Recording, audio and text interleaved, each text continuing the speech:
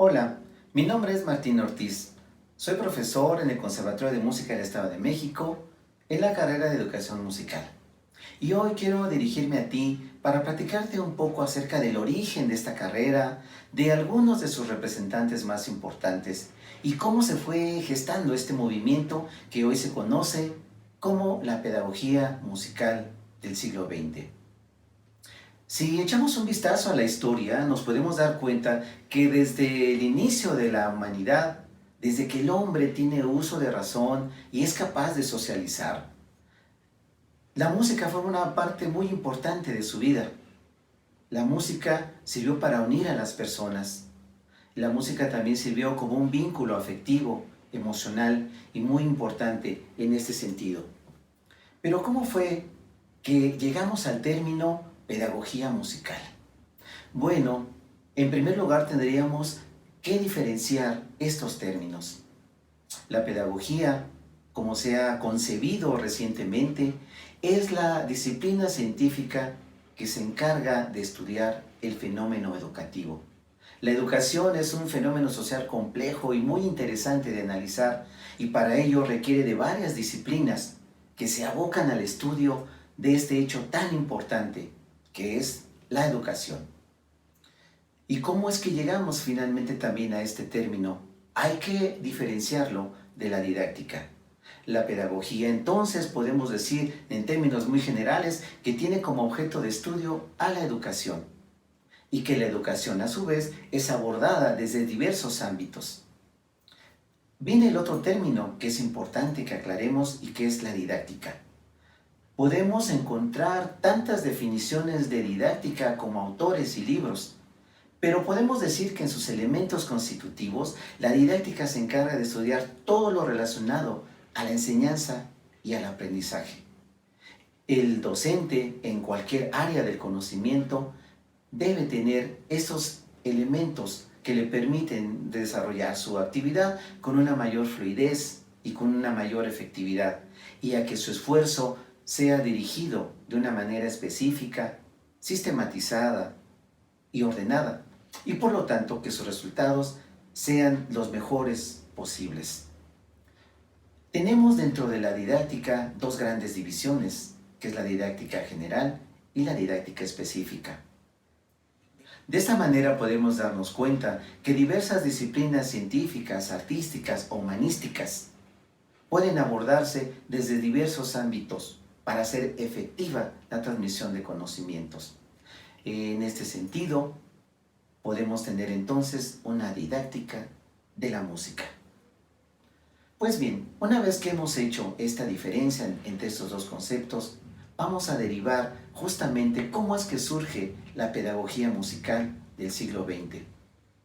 No fue algo que surgiera de manera espontánea o por ocurrencia de alguien. Esto tiene una trayectoria histórica muy importante.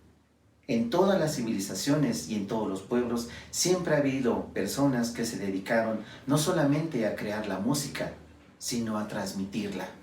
En todas las culturas de la antigüedad siempre hubo personas que se interesaron en que las generaciones jóvenes preservaran y conocieran la música que practicaban en todas las esferas de su vida social.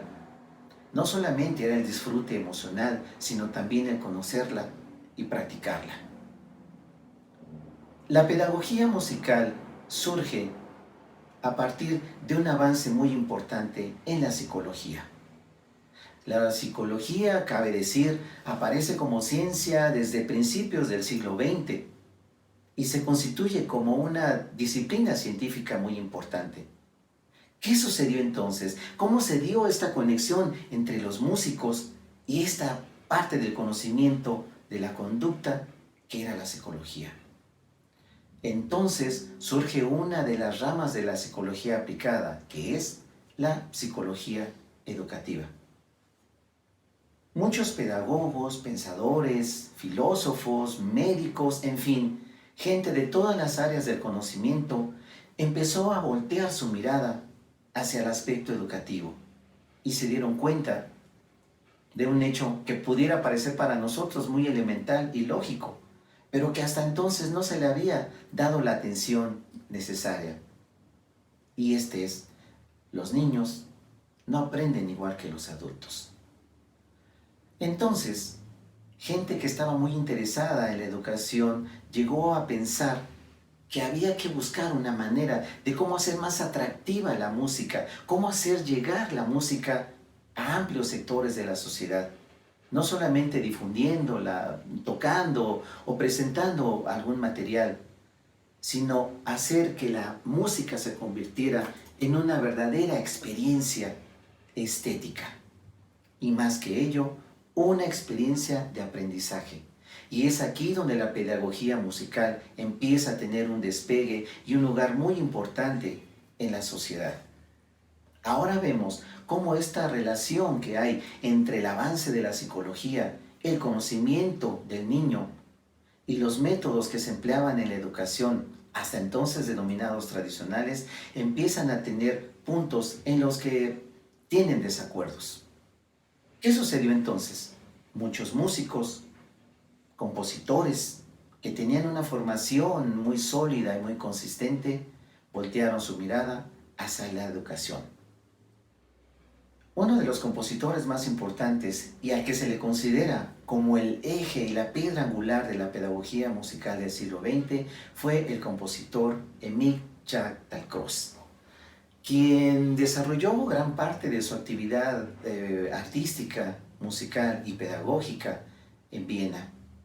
Cabe decir que actualmente existe una gran cantidad de centros educativos alrededor del mundo, principalmente en Suiza, donde las propuestas pedagógicas de este compositor se llevan a cabo de una manera muy rigurosa y muy específica. Mucho se ha escrito acerca de estos compositores.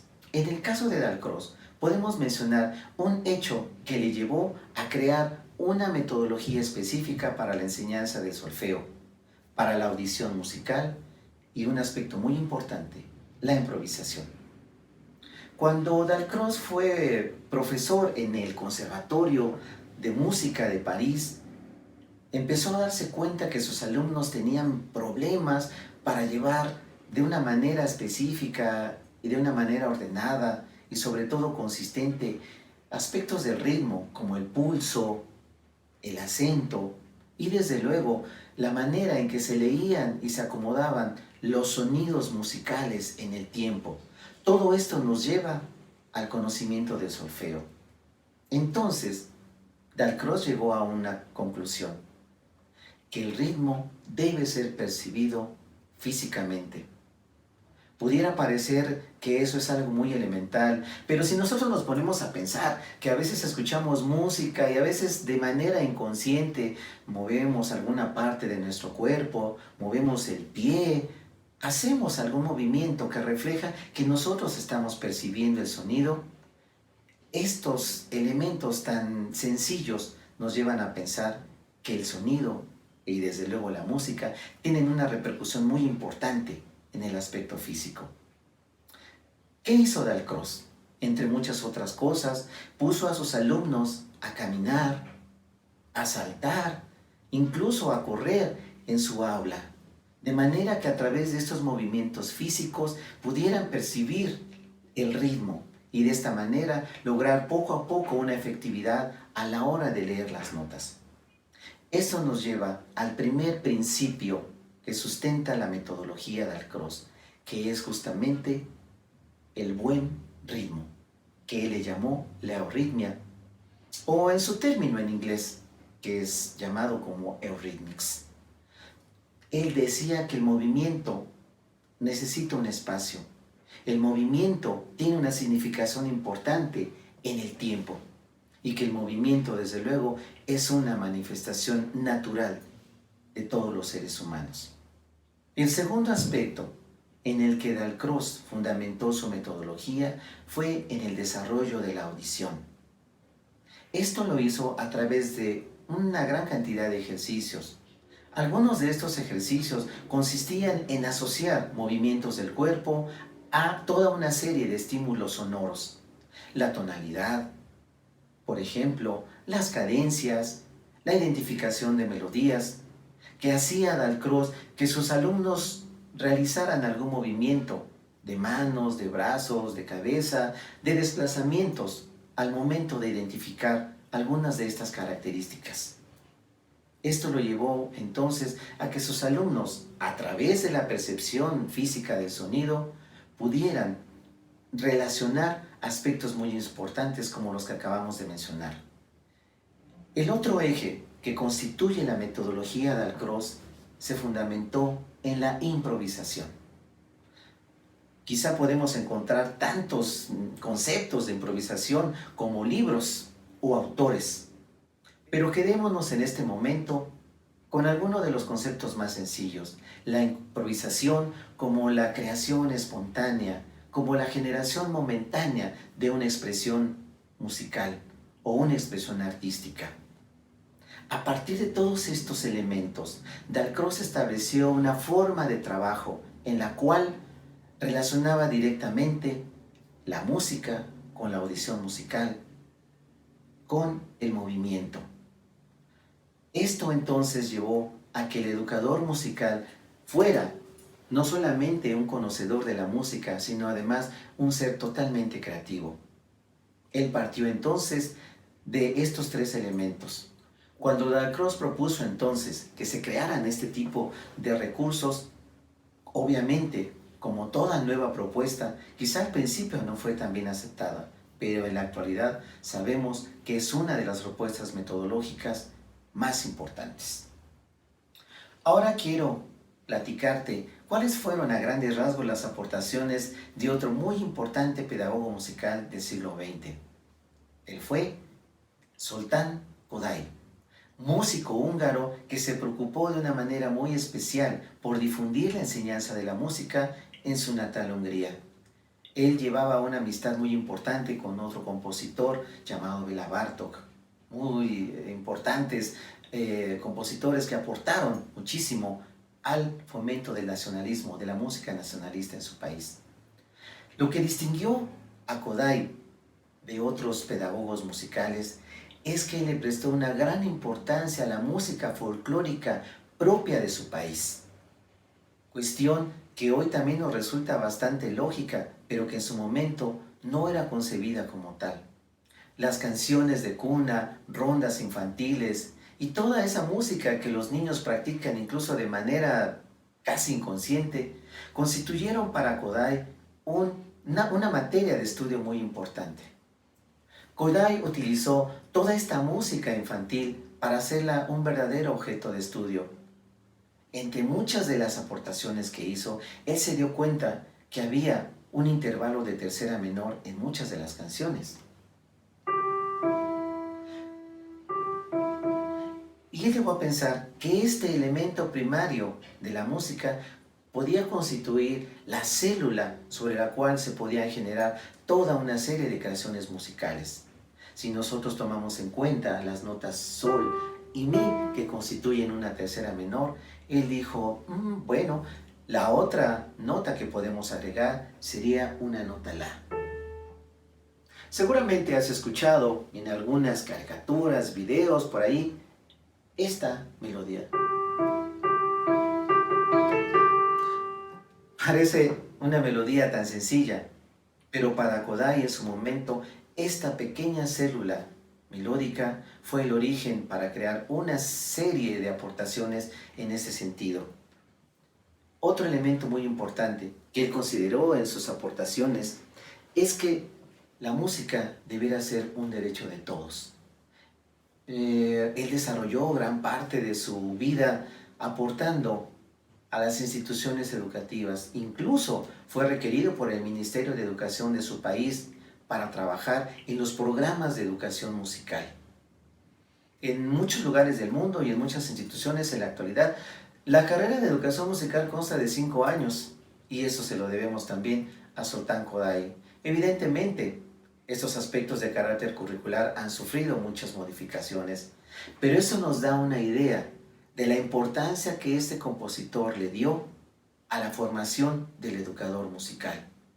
Kodály también retomó muchas de las aportaciones que hizo su antecesor, Jacques Dalcroze, en el sentido del ritmo, asignando valores a movimientos corporales.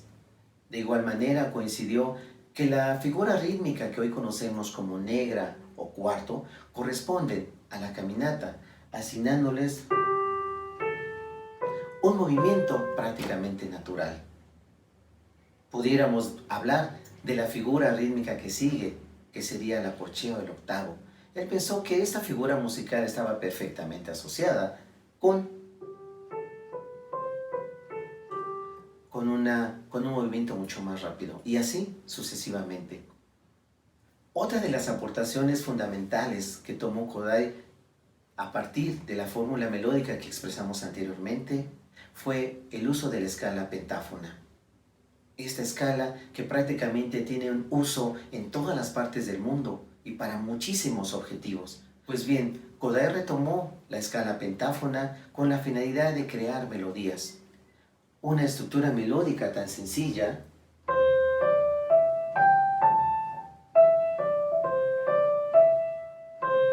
nos puede ser de una gran utilidad para crear y desarrollar una infinidad de melodías que en su momento son muy útiles para que los niños vayan conociendo poco a poco los aspectos de la entonación. Otro elemento más que Kodály agregó a su interesante sistema fue el uso de la sílaba rítmica. Como ejemplo podemos decir que cuando nosotros escuchamos una melodía, tal vez hacemos la, la, en fin. Intencionadamente hacemos una sílaba que nos sale prácticamente de manera natural. Pues bien, Kodály también asignó sílabas rítmicas a los valores. La sílaba rítmica se ha adaptado de diferentes maneras, pero por ponerte un ejemplo, él le puso a la figura de negra o cuarto la sílaba de ta. A la figura de corchea octavo le puso la sílaba titi, de manera que si nosotros hacemos ta, ta, ti, ti, ta, estamos hablando de una estructura rítmica que habla de una negra, de octavos, de cuartos, etcétera, etcétera. Este sistema ha sido adaptado en muchísimos lugares del mundo. También estableció una forma de escritura práctica en la cual él decía que podemos poner las líneas de las picas y asignarles rápidamente sus valores, poniendo sus nombres. Este fue un recurso que muchos educadores musicales hemos utilizado para escribir rápidamente alguna melodía sencilla. En años anteriores, en la educación musical se había utilizado la fonomimia, que consiste en representar con movimientos de la mano sonidos do, re, mi, fa, sol, la, si y nuevamente el do. Este recurso de la fonomimia ha sido muy importante en la formación de coros, para los ejercicios de vocalización, en los coros que interpretan música a capela, es decir, sin acompañamiento de instrumentos. Este recurso ha llegado a ser bastante útil. Por otra parte, desde el punto de vista didáctico, él estableció algo que le llamó un pentagrama portátil, que consistía en crear en cualquier superficie, en algún papel, las líneas del pentagrama, círculos de colores, que servían a manera de juego para que los niños pudieran aprender poco a poco la colocación de las notas en el pentagrama. Pues bien, todos estos elementos en su conjunto abre la posibilidad a que el maestro de música, el educador musical, explore su propia creatividad. En las propuestas metodológicas de estos dos compositores que hemos abordado, Émile Jadot-Cross y Zoltán Kodály, encontramos toda una serie de recursos. Si bien los principios metodológicos pudieran parecer hasta cierto punto sencillos, la riqueza y al mismo tiempo el reto y desafío para el educador musical es emplear estos recursos con una intencionalidad didáctica, una intencionalidad educativa perfectamente clara y definida. ¿A qué niño o a qué persona no le gusta disfrutar de la música, vivir la música, sentir la música? Pues bien, la pedagogía musical del siglo XX, acompañada de la psicología del desarrollo infantil, nos ofrece una posibilidad más para poder hacer más efectiva nuestra labor educativa. Si bien en un principio estas propuestas metodológicas están dirigidas principalmente hacia los niños, esto no es una excepción para que los jóvenes y las personas adultas también experimenten el movimiento, el ritmo, el canto de una manera lúdica, divertida y desde luego atractiva. Pues bien, Espero que el análisis muy general de estos dos autores y pedagogos musicales, de los cuales hemos hablado sus generalidades en esta sesión, sean de utilidad para ti y que también te impulsen a querer conocer más sobre ellos y a conocer desde luego sus propuestas metodológicas en el ámbito de la educación musical. Pues bien, finalmente me despido de ti mencionándote que es muy importante que apoyemos y atendamos las recomendaciones de nuestras autoridades sobre esta contingencia sanitaria. En definitiva, hasta el momento, la vacuna más efectiva es quédate en casa y cuidemos todos de todos. Por tu atención, muchas gracias y hasta la próxima.